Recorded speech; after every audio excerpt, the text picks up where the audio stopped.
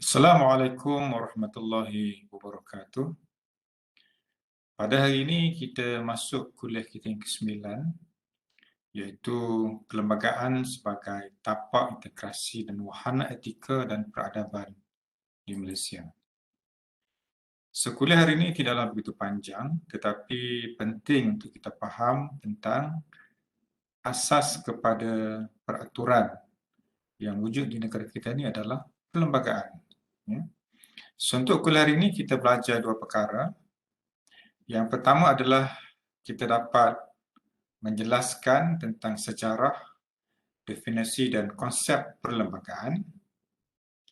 Dan yang kedua adalah kita menganalisis perkara-perkara asas dalam perlembagaan sebagai tiang seri dan tapak integrasi masyarakat di Malaysia. Dua perkara ini merupakan perbincangan yang kritikal bagi kita, bagi pelajar, khususnya untuk memahami apakah yang dikatakan sebagai perlembagaan dan juga apakah peranan perlembagaan dalam mengatur perjalanan negara kita. Ini adalah bagaimana perjalanan perlembagaan sebagai tapak integrasi. Sebelum kita sebut tapak integrasi, maksudnya adalah dia sebagai asas kepada hubungan yang wujud dalam kalangan etnik di negara kita, di Semenanjung Malaysia, di Sabah dan juga di Sarawak. Kerana etnik di Malaysia ni banyak, dikatakan lebih daripada 200 etnik dan juga sub-etnik. Contoh etnik adalah Melayu, sub-etniknya adalah Jawa, Bugis, Banjar, Melayu Brunei dan sebagainya. Sebanyak sub-etniknya. Kalau sebut Cina, dia adalah etnik. Sub-etnik Cina ni juga banyak. Dia ada Hokkien, Fuchao, Hakka dan sebagainya. India pun sama juga. Dia ada Malayalam, dia ada Hindustan, dia ada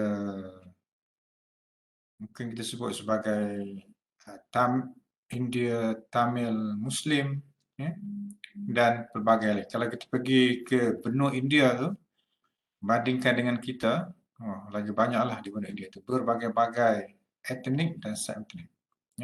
Kita dengan penduduk 32 juta orang pun, hampir 200 lebih etnik dan sub-etnik, apatah lagi dengan 1 bilion penduduk di India, lagi banyaklah rencah dan juga rencam kehidupan di sana. Kemudian wahana etika dan peradaban maksudnya sebagai bahan perbincangan kita daripada perspektif etik, etika dan juga peradaban. Kalau tengok dalam slide ini, kat atas ini adalah pengenalan. Maksudnya adalah perbincangan tentang tapak integrasi. Apakah yang menjadi tapak kepada proses hubungan sosial yang ada dalam masyarakat kita.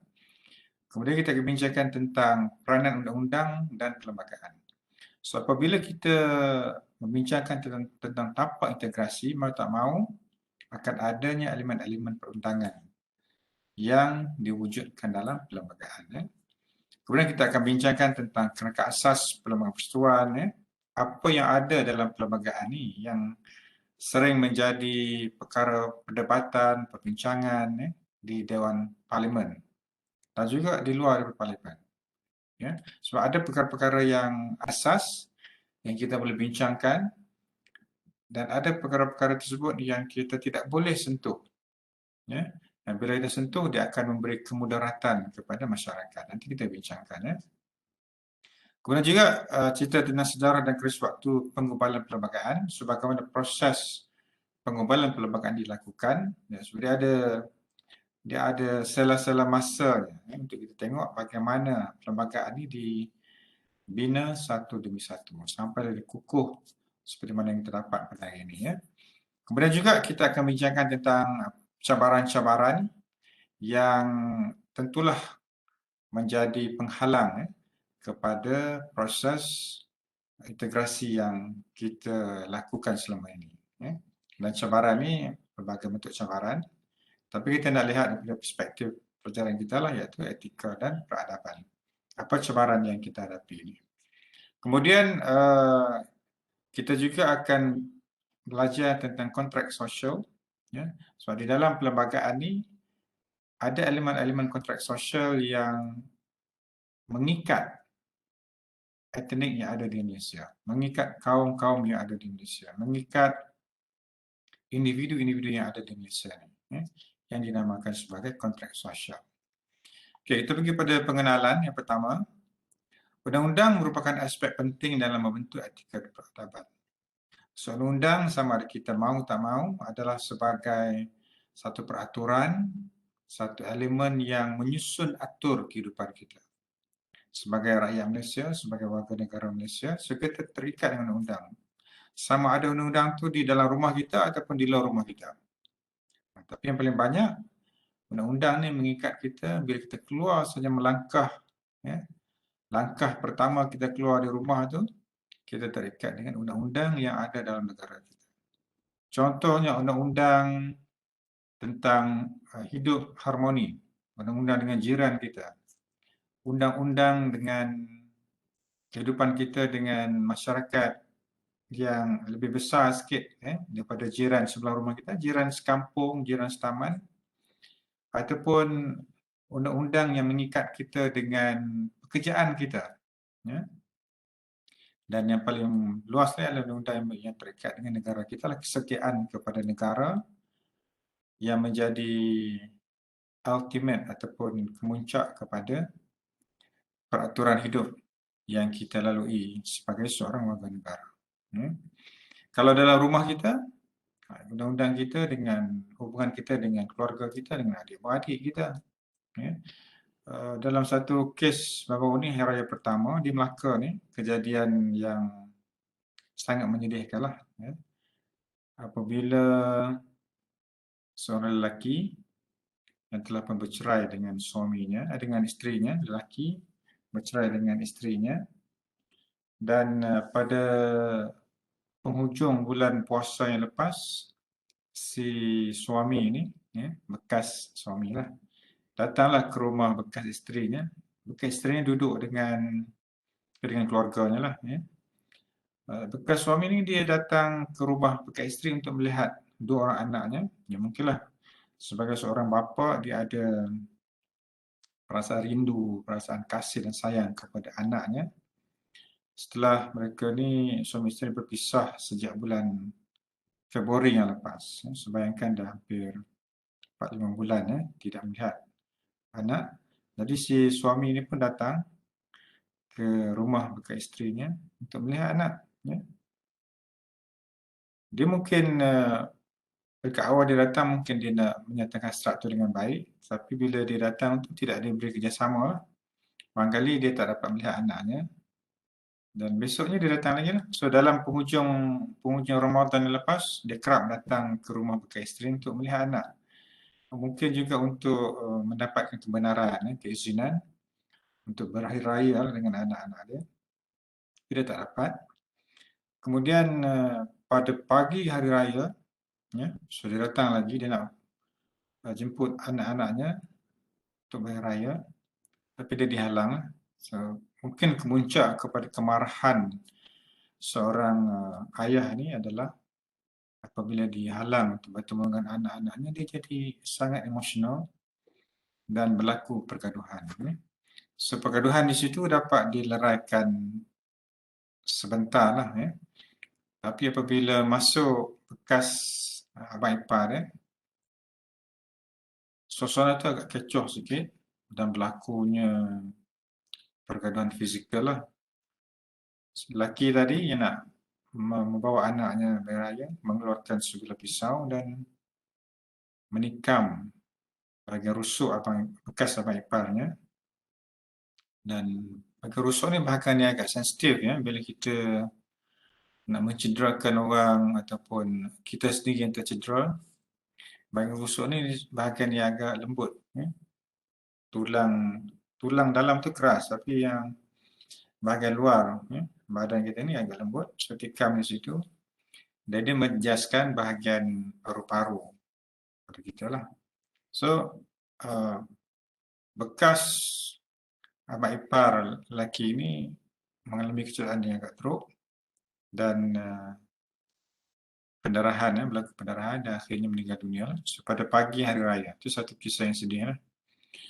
Lelaki tadi setelah dia melihat uh, bekas mak iparnya jatuh, luka dan juga cedera parah, dia pun melarikan diri dengan kereta kancil. So dia bawa kereta kancil ni tak tahu ke mana dan polis dapat kesan dapat jejak lelaki ni keesokan harinya di sebuah masjid.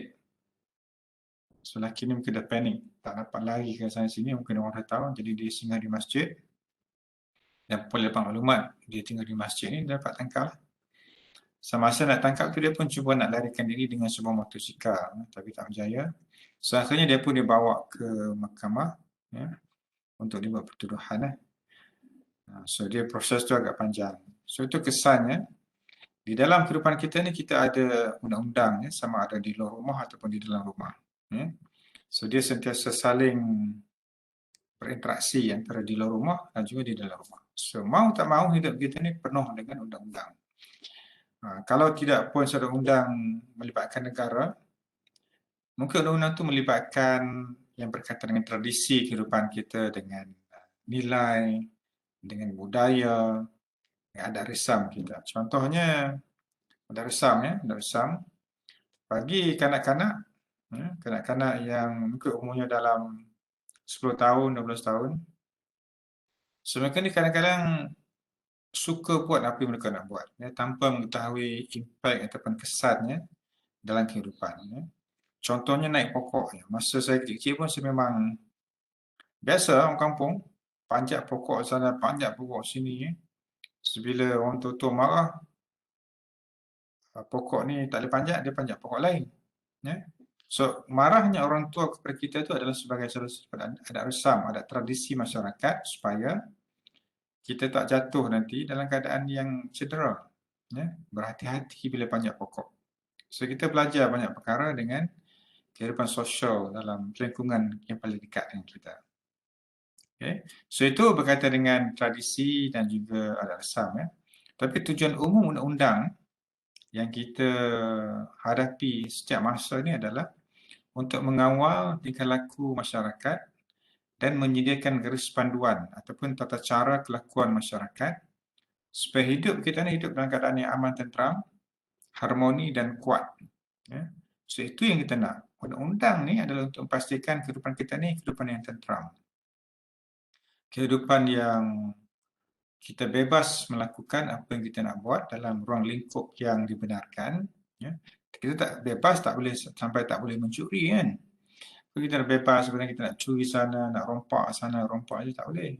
Bebas tu maksudnya dalam keadaan situasi sosial yang dibenarkan. Kita nak pergi Raya Melaka, nak pergi ke Negeri Sembilan, tak ada masalah. Daripada Negeri Sembilan, nak pergi ke Kedah pun tak ada masalah. Tidak ada sekatan untuk kita bergerak. So, itu maksudnya dalam keadaan aman tentram. Kemudian jiran-jiran kita juga jiran yang memahami kehidupan yang harmoni. Tak ada gaduh-gaduh, tak ada konflik. Sebab itulah salah satu daripada keharmonian ni adalah kita menjaga, memastikan kes-kes jenayah ni tidak berlaku dalam jumlah yang besar. Mungkin satu dua kes jenayah itu biasa, mencuri, kadang-kadang merompak. Itu satu yang biasa. Tapi yang luar biasanya adalah kalau kes tu banyak sangat, sampai tidak ada kawalan. Itu memang luar biasa. Okay. So, untuk memahami undang-undang dalam masyarakat kita, dalam negara kita, so kita kena faham perlembagaan. Dan perlembagaan di sini adalah perlembagaan persetujuan. So, kalau tengok dalam slide ni, perlembagaan persetujuan ni, buku kecil ni warna biru. Warna kulit buku ni sentiasa berubah setiap tahun. Mungkin tahun ni warna biru, tahun depan warna merah, tukarlah. Kerana banyak pertukaran tu berlaku dalam tempoh setahun. Sebanyak tu bergantung pada keadaan lah dan bergantung kepada berapa kali parlimen bersidang. Sebab ada kalanya dibuat perundangan ataupun akta yang baru, undang-undang yang baru yang sesuai dengan masyarakat semasa. Undang-undang yang lama yang tak sesuai kita keluarkanlah. Dan untuk nak buat undang-undang baru ni dia ada proses-proses dia sampailah kepada diterima oleh Dewan Parlimen, Dewan Rakyat lah.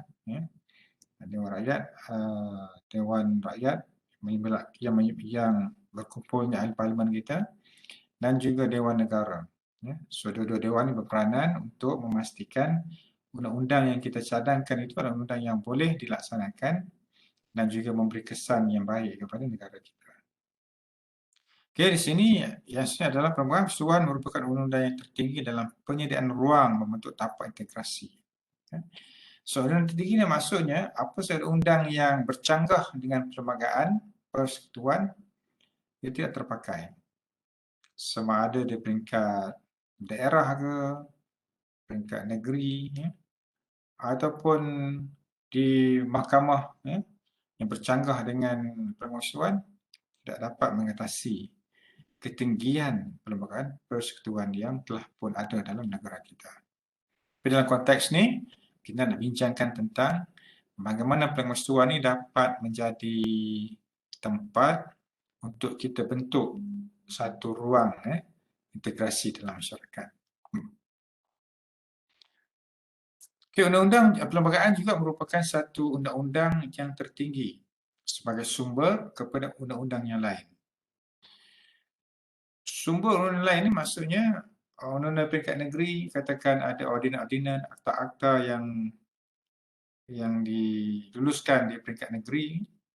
Kalau dia nak buat sesuatu selari dengan peringkat negara, sudah kena rujuk perlembagaan persekutuan lah. Dan tak boleh bercanggah.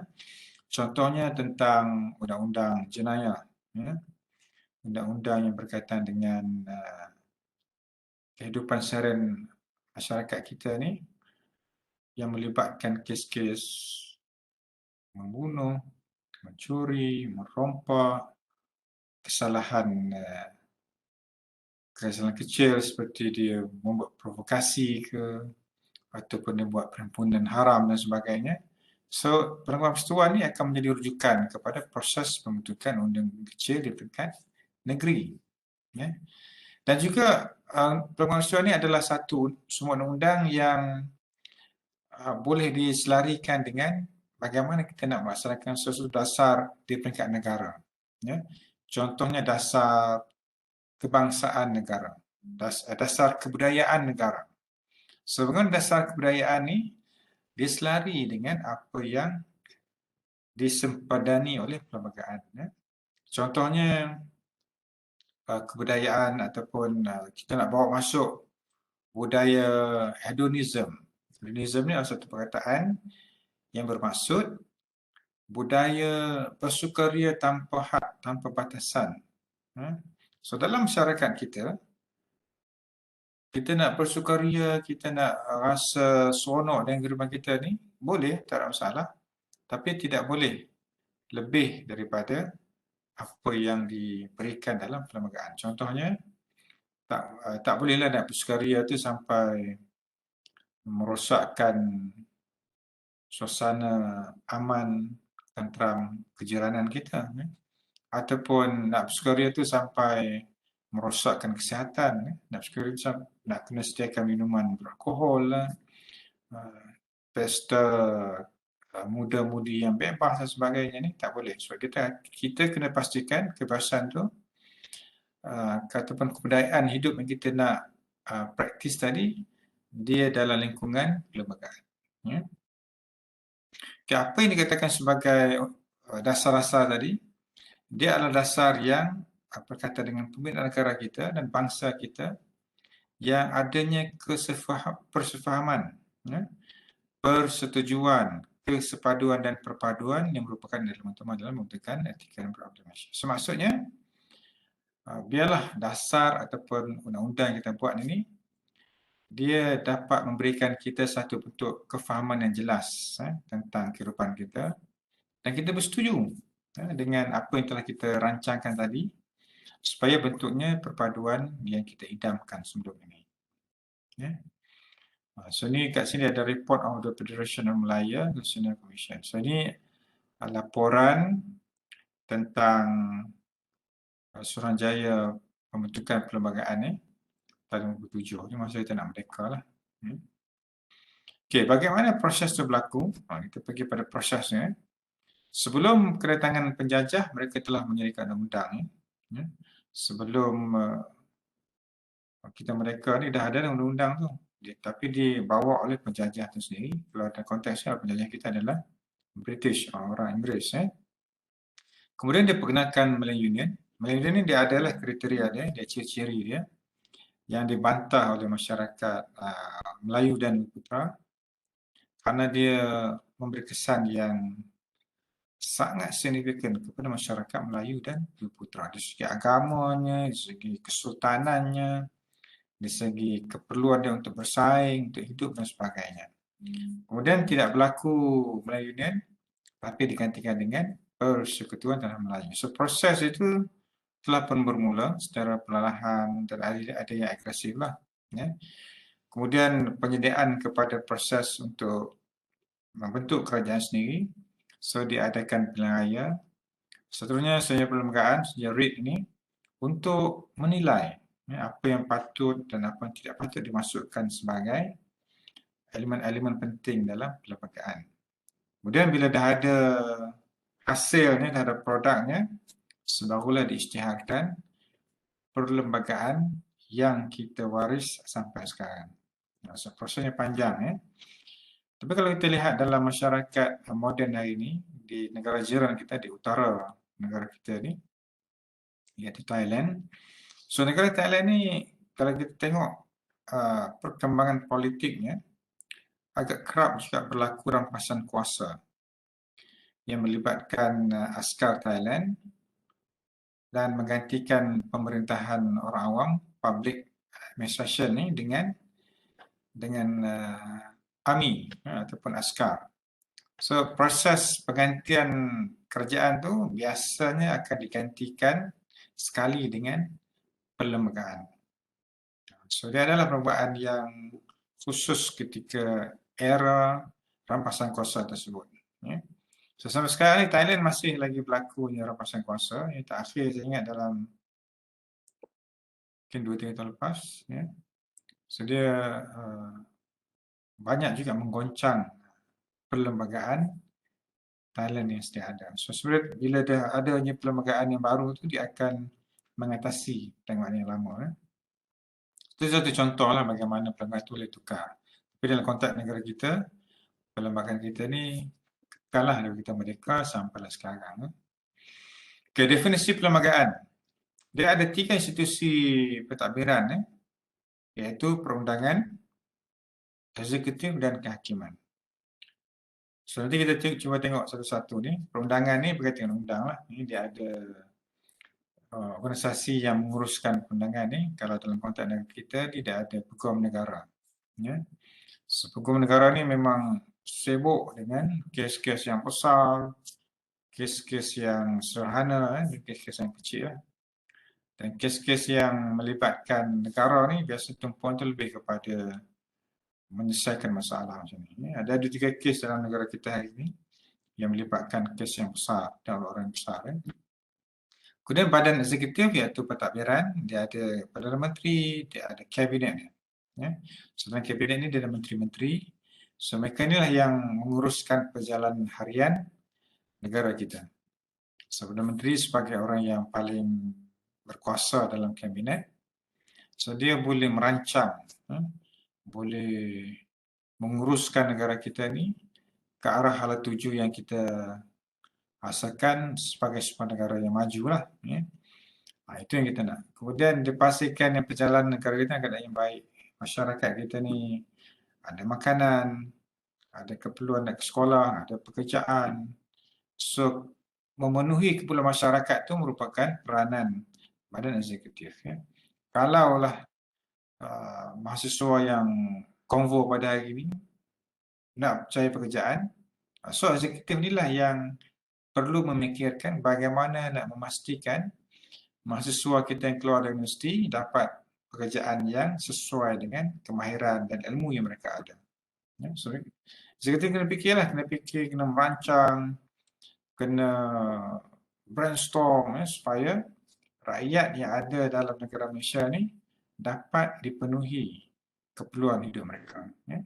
Kemudian ketiga, badan kehakiman, iaitu institusi yang menguruskan perundangan lebih kepada memastikan keadilan itu dapat dicapai lah. So, bila perundangan ni proses untuk mendakwa, contohnya mendakwa, dan yang menjatuhkan hukuman ni adalah hakim. So, dia ada pemisahan fungsi di situ. Dan kalau kita tengok pun dalam pelaksanaan tiga-tiga institusi atau badan ini, masing-masing dia ada peranan masing-masing lah. So, dia tak bercampur antara satu sama lain.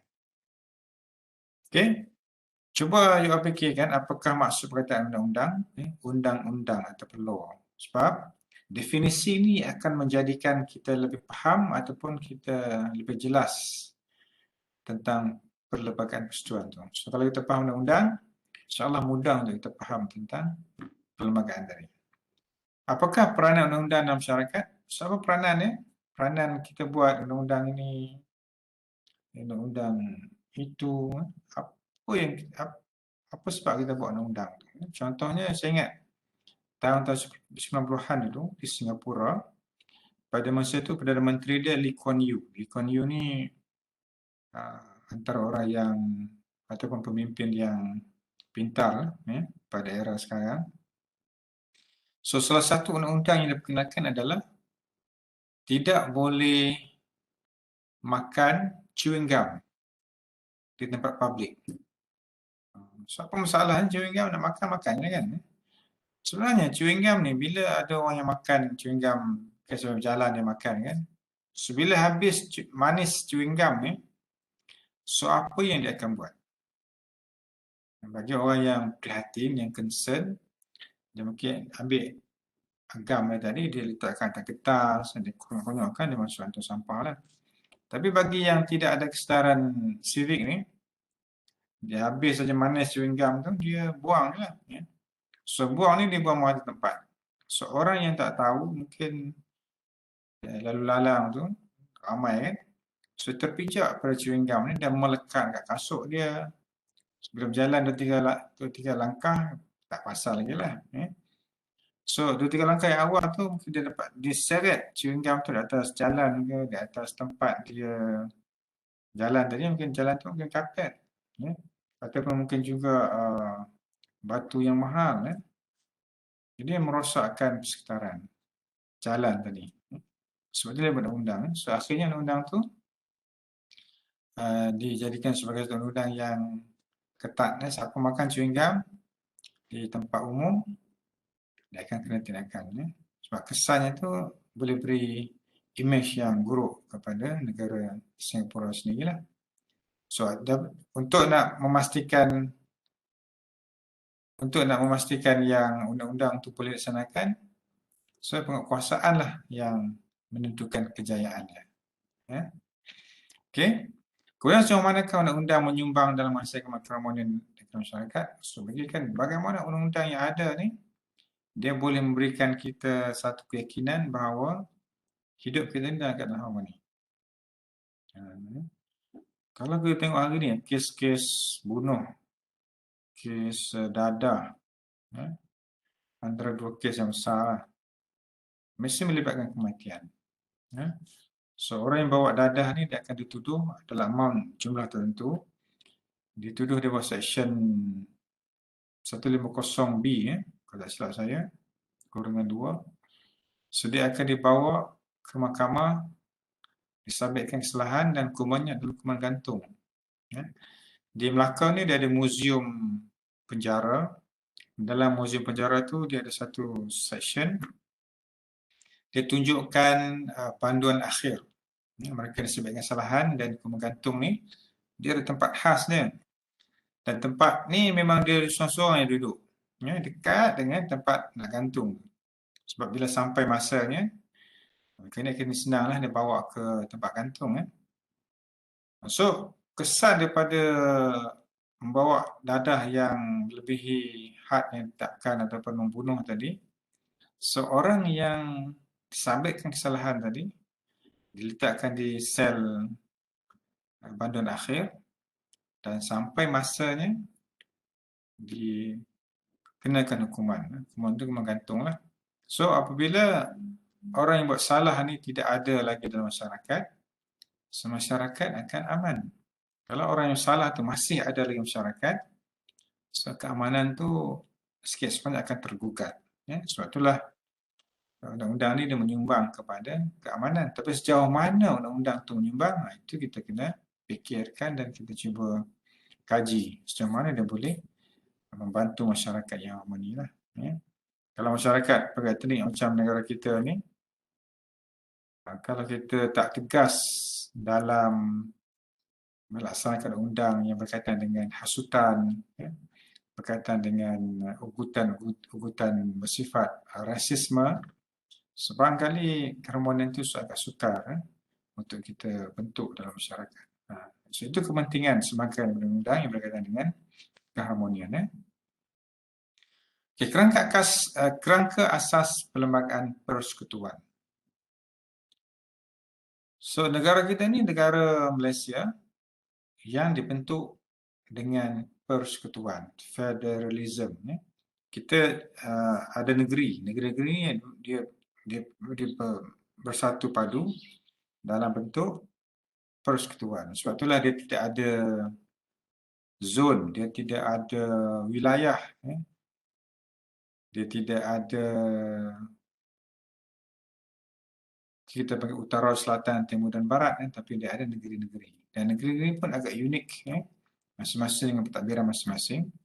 Kemudian kita ada agama Islam sebagai agama persekutuan. Kemudian perlembagaan undang tertinggi, dia punya perlembagaan ni. Dan juga adanya elemen-elemen warisan. Warisan inilah yang menjadikan kehidupan kita nampaknya sangat terjamin pada masa sekarang. Nampaknya lah. Daripada tahun 57 sampailah ke 2021 ni, kalau kita tengok timeline perkembangan negara Malaysia ni, ada masanya, satu masa tu kita berkonflik antara kaum. Ada masanya konflik itu tebal, ada masanya nipis. Dan sampai sekarang, kita dapat tengok bagaimana keadaan negara kita. Bukan kita tengok saja, tapi orang luar yang memberi penilaian kepada kita. Dan elemen warisan inilah sebahagian daripada pencetus kepada keharmonian dan kemajuan yang kita alami pada hari ini. Kemudian kewarganegaraan yang sama. So, bila kita ada warga negara yang sama, kita boleh berinteraksi dalam satu nada dan juga hormat menghormati itu ada. Dan kita menghormati orang lain kerana adanya elemen-elemen kebebasan hak setiap orang. Orang yang tua sama hak dengan orang yang muda. Orang yang sihat sama hak dengan orang yang sakit. Orang yang normal sama hak dengan orang yang OKU. Dan masing-masing tidak ada perbezaan hak, semuanya sama. Orang yang berkulit cerah, haknya sama dengan orang yang berkulit agak gelap. So, tidak ada perbezaan. Dan inilah yang menjadi asas kepada ketenteraman hidup yang lebih berpanjangan. Kemudian pindaan perlembagaan boleh dilakukan, tengok kepada keperluan. Sebab ada bahagian-bahagian yang tidak boleh dipindah, melainkan dengan persetujuan raja. Ada yang boleh dipindah dan raja pun tak perlu dipersetujui.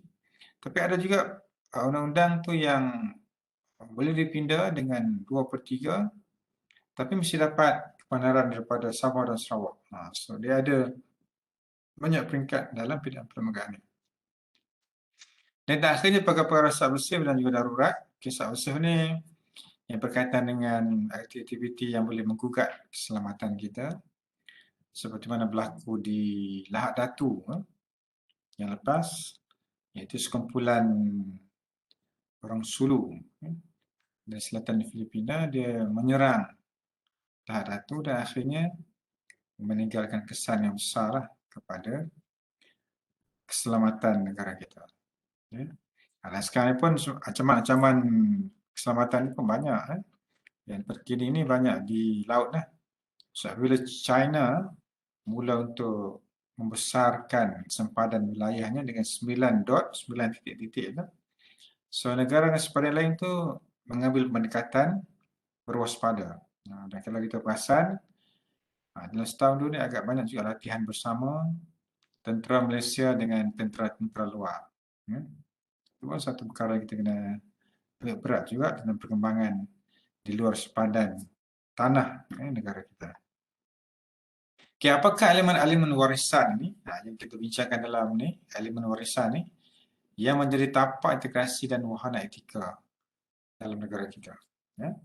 So sini dia kata elemen warisan merujuk kepada elemen asal dan telah sekian lama menjadi pengenalan ataupun identiti bagi negara kita.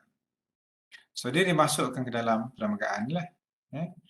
Dan elemen warisan ni seringkali juga dirujuk sebagai tiang seri perlembagaan persekutuan. So dengan adanya tiang ni lah, perlembagaan persekutuan ni dia dapat kuat, dapat mantap dan kukuh sampai sekarang. Okay, kita tengok pada warna-warna ni. Warna merah perkara 32, 38, 70, 91 ni. Ini berkaitan dengan institusi raja dan kesultanan di Malaysia. Yang paling besar itu adalah Majlis Raja-Raja lah. So, Majlis Raja ni ahlinya hanyalah raja yang ada di Malaysia. Dan raja ni boleh memilih yang di-Pertuan Agong. 9 orang raja Melayu.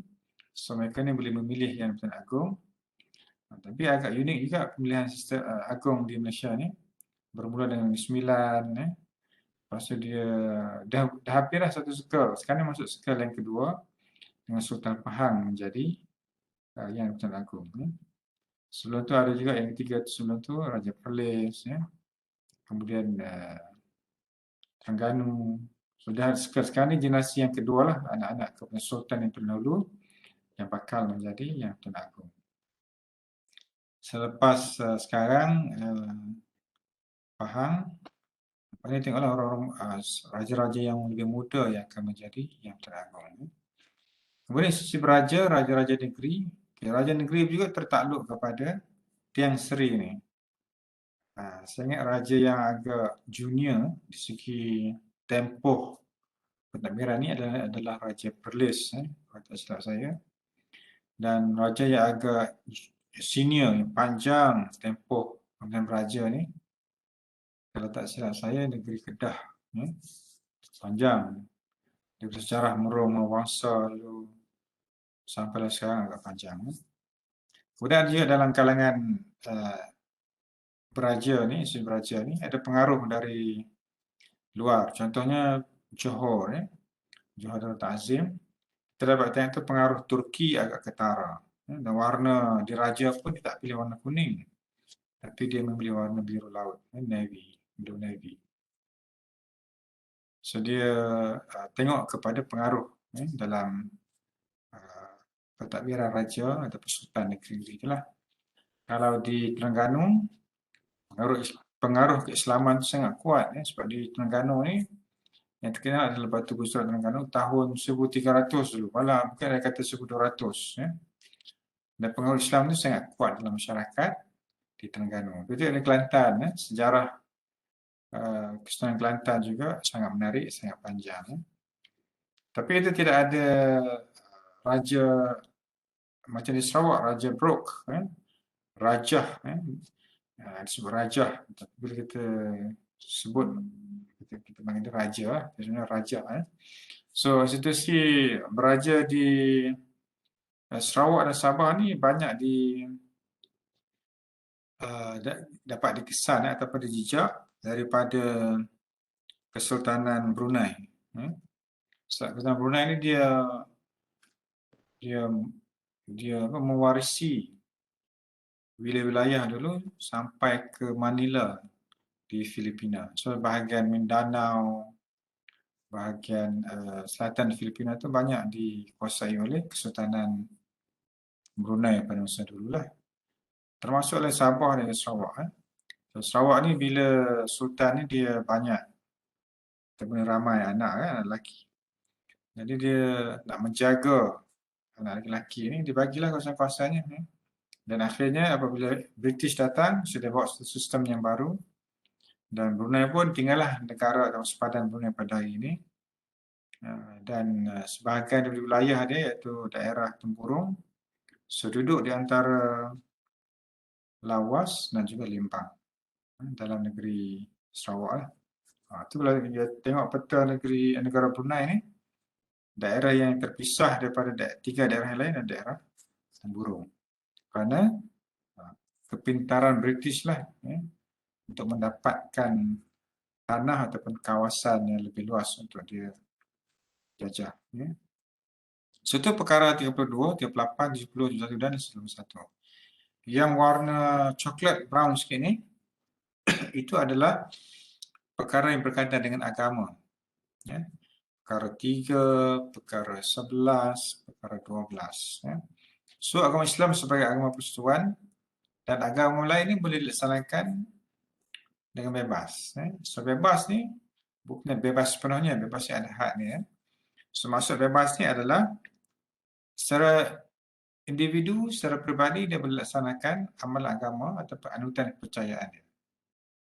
Itu sebab di Malaysia ni kita ada macam-macam jenis agama dan juga fahaman.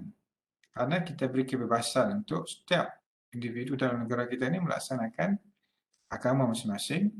Cuma untuk agama Islam, bagi penganut agama Islam, mereka tidak boleh keluar agama. Bagi yang dah asalnya Islam, nak keluar agama Islam, so banyak prosedur, banyak proses yang dia kena ikut. Ada kes yang melibatkan orang Islam asalnya, dia nak murtad atau murtadin, orang-orang murtad ni, dia nak keluar daripada Islam, dia perlu proses yang panjang. Dia perlu mohon di pejabat agama, kemudian dibawa ke mahkamah syariah, kemudian dibincangkan, dan setakat yang saya tahu belum ada lagi lah orang Islam yang asalnya Islam ni yang dapat keluar daripada agama Islam. Setakat yang saya tahu lah. Satu kes yang agak menarik untuk kita sedikit adalah proses permohonan untuk keluar daripada Islam oleh Lina Joy. So, Lina Joy asalnya Islam, Melayu Islam, dan dia nak berkahwin dengan seorang lelaki Kristian, bermuslim. Jadi dia nak keluar daripada agama Islam dan dia buat proses sampailah ke Mahkamah Persekutuan lah.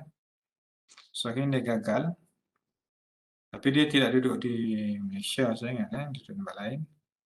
So, dia boleh praktis Kristian tu di tempat lain lah selain di Malaysia. Tapi dia dalam IC, dalam kad pengenalannya, dia gagal lah untuk mengeluarkan pakaian Islam tu daripada kad pengenalan. So, dia masih ada lah, walaupun nama dia, apa saja nama dia, Islam tu masih ada di situ secara rasminya. Dan nama Islamnya pun ada. Kemudian, orang-orang bukan Islam tidak boleh menyebarkan agama mereka kepada orang Islam. So, itu dia punya bagaimana penggubal perlembagaan dulu telah memikirkan tentang agama masyarakat minoriti. Minoriti dan juga masyarakat majoriti ini, bagaimana mereka ini boleh menguruskan agama mereka dalam kehidupan yang pelbagai etnik. Dalam konteks perkara 3, 11 dan 12 ni, masyarakat bukan Islam tidak boleh menyebarkan agama atau kepercayaan mereka kepada masyarakat Islam. Tapi kalau kita tengok dalam media sosial, ada satu kisah tu, pasangan, saya ingat dari Itali, sebelah Eropah lah, datang ke Kuala Lumpur.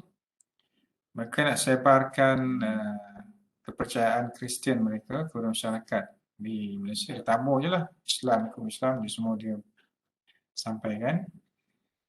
Dan akhirnya ada orang yang aware, prihatin dengan apa yang mereka sebarkan dan di-uploadlah dalam media sosial. So, kita boleh tengok. So, menjadi satu kesalahan masyarakat bukan Islam di Malaysia menyebarkan kepercayaan dan ideologi agama mereka kepada masyarakat Islam. Itu tak boleh. Berbanding dengan Indonesia berbeza. Sangat jauh perbezaan. Okay, perkara yang kuning ni, perkara 153 tentang kesemuanya orang Melayu dan kepentingan sah kaum-kaum yang lain. So, Melayu ni dia ada istimewa dia supaya dia dapat bersaing dengan masyarakat bukan Melayu ataupun kulit yang lain. Sebabnya masyarakat Melayu semasa dia menyambut kemerdekaan dulu, masa tu masyarakat miskin, sangat miskin. Duduk di kampung, bercucuk tanam, pekerjaan pun tak tinggi sebab masuk sekolah pun susah. Masuk sekolah mungkin je satu jadual je, boleh belajar tulis, boleh baca sikit. Lepas tu tercicir lah. Kerana kemiskinan. So miskin ni kesannya sangat besar dalam hidup seseorang. So kalau kita miskin, banyak benda yang kita tidak dapat. Yang pertama sekali adalah kita tidak dapat peluang untuk belajar. So peluang belajar ni satu anugerah yang sangat hebat. So dengan belajar ni kita dapat mengubah hidup. Bukan hidup kita saja, tapi kita boleh mengubah hidup keluarga kita. Kita boleh mengubah hidup adik-beradik kita. Kita boleh mengubah hidup jiran-jiran tetangga kita. Dan kita boleh mengubah kehidupan masyarakat dan negara kita. So pentingnya pergi sekolah lah, kena belajar. Sebab di sekolah kita belajar tentang kemahiran menulis, membaca, mengira dan kemahiran kita bersosial, berkomunikasi dengan orang lain. So masyarakat Melayu pada masa mereka dulu memang sangat miskin. Jadi mereka ni perlu dibantu. Itu disebut sebagai tongkat tu. Perlu dibantu untuk memajukan diri dan keluar dari kemiskinan. Jadi kerajaan buat banyak projek, banyak aktiviti, antaranya dia buka Felda, buka Felkra. Dan Felda dan Felkra ni bukan setakat orang Melayu saja ataupun orang Putra saja. Orang Cina pun ada, orang India pun ada di dalam Felkra. Itu tak amal lah. Salah seorang daripada anak peneroka Felda ni yang terkenal lah di media sosial ni, siapa yang biasa tengok Pandu Laju, Abang Gan.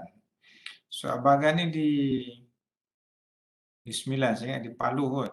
Di Paluh, Felda Paluh sana. So family dia memang dapat tawaran sebagai ahli Felda, peneroka Felda, dan dia pun duduklah dengan masyarakat, keluarga dia dan masyarakat sekitar dia, banyak orang Melayu. Sampai dia boleh cakap dengan Sembilan lah. Dan dia belajar di UUM. So di UUM dia belajar bahasa utara, bahasa Kedah. Dan dia bekerja di KL. Bekerja di sekitar Lembah Kelang lah. So dia boleh cakap di Sembilan, boleh cakap Cina, boleh cakap bahasa utara, dan boleh cakap bahasa standard ni lah. So Abang Gan ni kalau dia pergi pada YouTube, dia type Pandu Laju. So kalau Abang Gan. Abang Gan sekarang dia ada dua akaun lah. Satunya untuk Pandu Laju, untuk dia bekerja. Satu lagi dia buat vlog untuk dia sendirilah, Abang Gan. Cerita tentang pengalaman. So, rupanya Abang Gan ni adalah seorang Cina yang mu'alaf, masuk Islam dalam tahun 2018. Dan dia masuk Islam pun selepas dia belajarlah di UM, berkawan baik dengan Islam, dan tempat tinggal dia pun di Sembilan tu ramai orang Melayu, orang Islam. Jadi tak ada perbezaan sangatlah. Sebelum dia masuk Islam pun, dia mesti kekalkan namanya nama Cina. Dia tak ada nama Arab, bukan nama Melayu, tak ada nama Cina. So, orang Melayu ni perlu dibantu untuk dia memajukan diri dia. Dan salah satu kemajuan yang dibantu adalah dari segi pendidikan. So, sekarang kita tengok ramainya orang Melayu dan Putra ni di universiti, di sekolah sains, di MRSM, sebab kerajaan membantu mereka untuk keluar dari kemiskinan dan dapat bersaing dengan komuniti yang lain. Kemudian perkara 152 adalah bahasa Melayu. So bahasa yang pernah menjadi lingua franca di Asia Tenggara ni. So 152 perkara dalam bahasa Melayu ni adalah dia punya bahasa rasmi, bahasa utama dalam Malaysia ni bahasa Melayu. Dan orang-orang bukan Melayu, orang India, orang Cina dan sebagainya yang boleh bercakap bahasa Melayu ni, so dia boleh pergi ke Indonesia dengan mudah. Berinteraksi dengan masyarakat Indonesia ni sangat mudah. Dia boleh pergi ke Singapura, boleh pergi ke Brunei, boleh pergi ke selatan Thailand.